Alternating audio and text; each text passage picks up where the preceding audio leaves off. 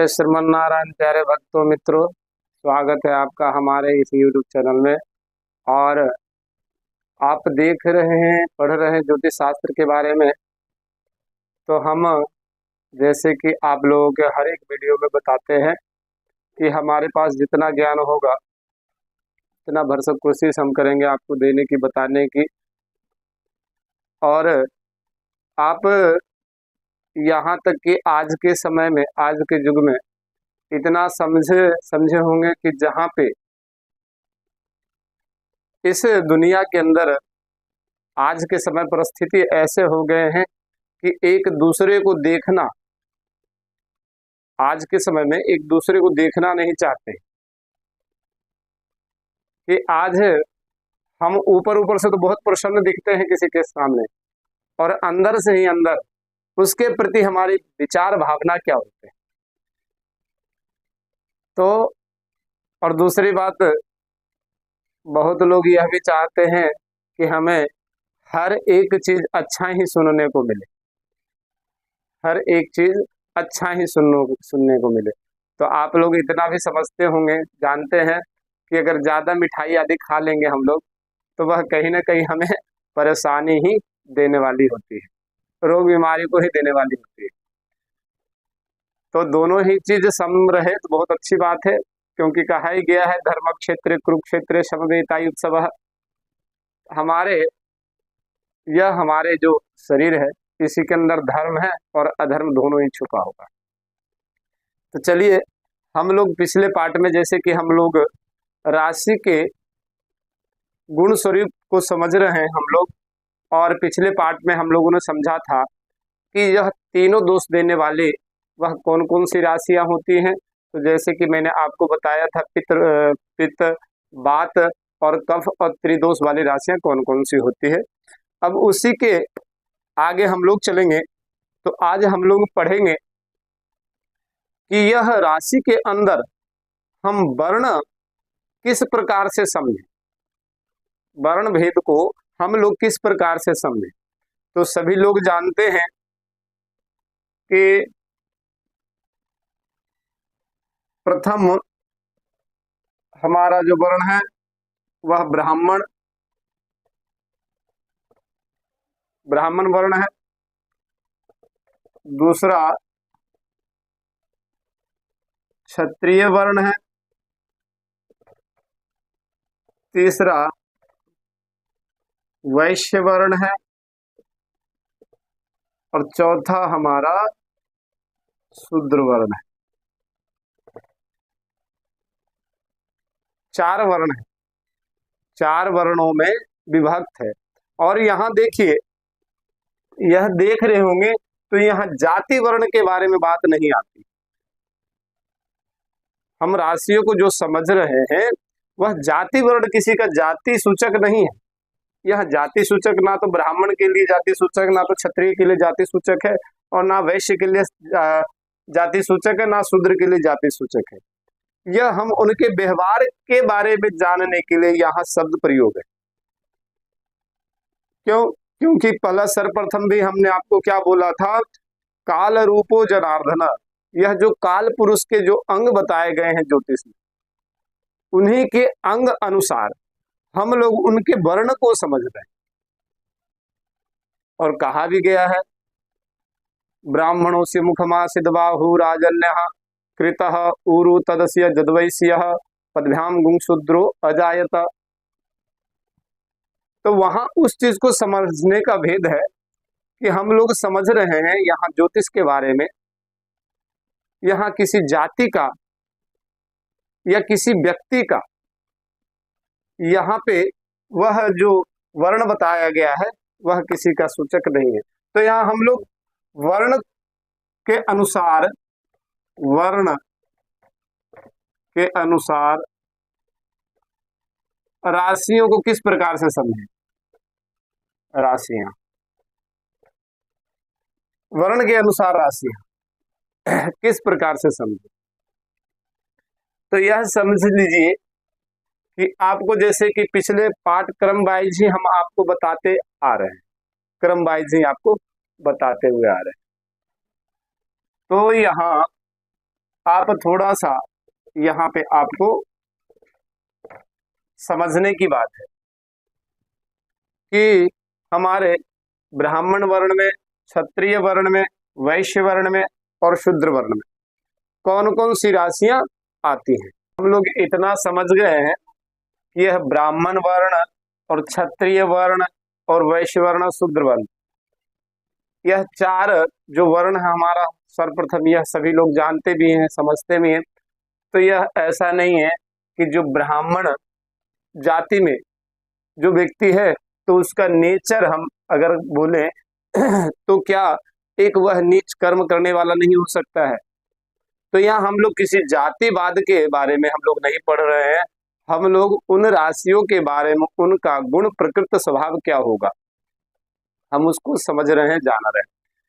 तो अब ब्राह्मण वर्ण के अंदर कौन कौन सी राशियां होती हैं, तो आप लोगों ने वहां देखा होगा, पढ़ा होगा आप लोगों ने कि वहां ब्राह्मण वर्ण के अंदर 4, 8 और 12 नंबर की राशियां आती है।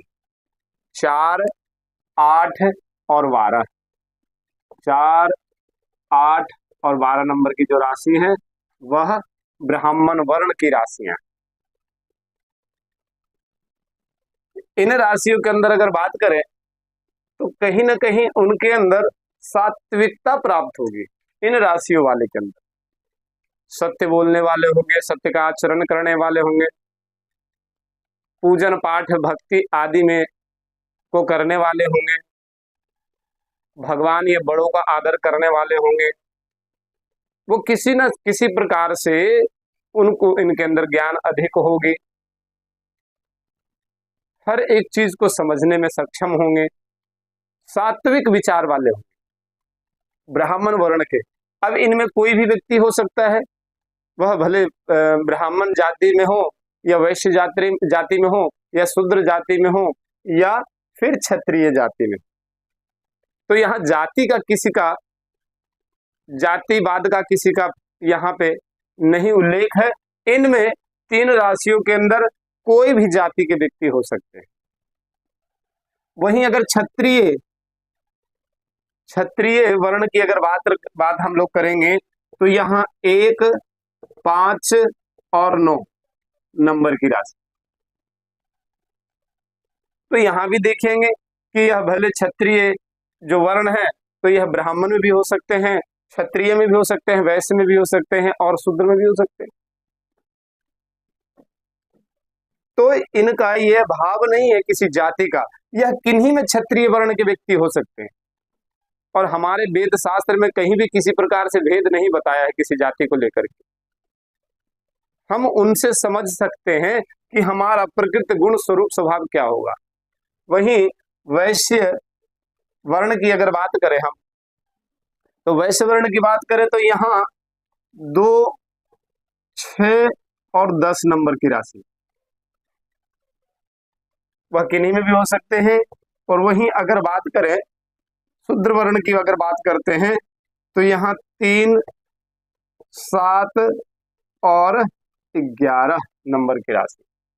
तो आप राशि के बारे में जानते होंगे कि मैंने ये अंक वाइज लिखा है, तो आप लोग पढ़ भी रहे होंगे, जानते भी होंगे, समझते भी हैं।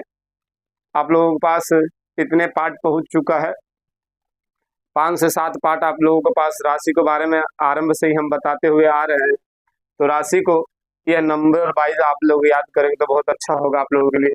तो यहाँ आप लोग देख रहे होंगे कि यहाँ जो ब्राह्मण वर्ण,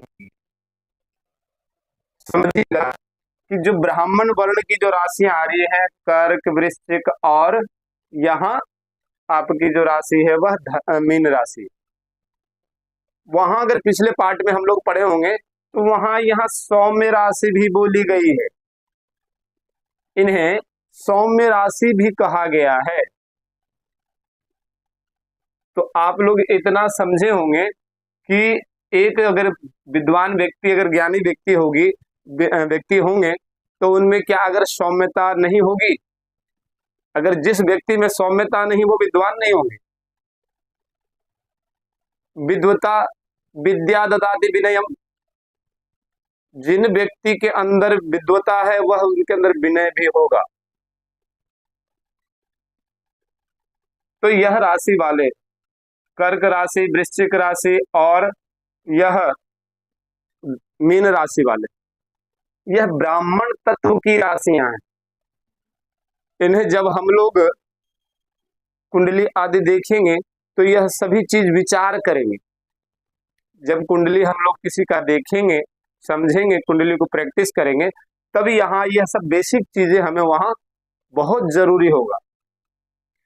अभी यही क्षत्रिय वर्ण की अगर हम बात कर लें तो 1, 5 और 9, 1, 5 और 9 यानी मेष राशि और उसके बाद सिंह राशि और धनु राशि। तो वहां हम लोग ने पढ़ा है कि यह अग्नि तत्व की भी राशि है। वहां हम लोगों ने पढ़ा है कि यह अग्नि तत्व की राशि है और यह जल तत्व की भी राशि है। जैसे कि वहां हम लोगों ने पढ़ा था क्रूर राशि भी है। तो अगर किसी क्षत्रिय के अंदर क्रूरता नहीं होगी तो वह अपने शक्ति, बल, ताकत को किस प्रकार से दिखाएगा, वो हमारी रक्षा किस प्रकार से करेगा। हमारी बाजू में अगर शक्ति, ताकत नहीं होगी तो हमारी रक्षा किस प्रकार से करेगी। तो यहाँ देखिए यह कितना बहुत अच्छा संयोग बनता है हमारे वेद शास्त्रों में। यहाँ जलीय तत्व राशि है, सौम्य राशि है, इस चीज को हम लोग समझ रहे हैं। तो यहाँ उस प्रकार से समझिए कि मेष राशि, सिंह राशि और धनु राशि यह क्षत्रिय वर्ण की राशियां हो गई। यहाँ वैश्य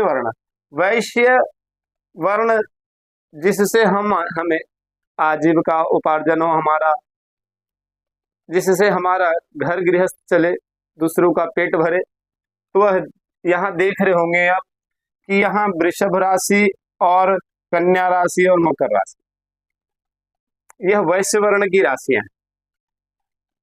यहाँ वैश्य वर्ण की राशियां भी, और यहाँ आप देख रहे होंगे यहाँ भी वही चीज आपको प्राप्त होगा। एक आपका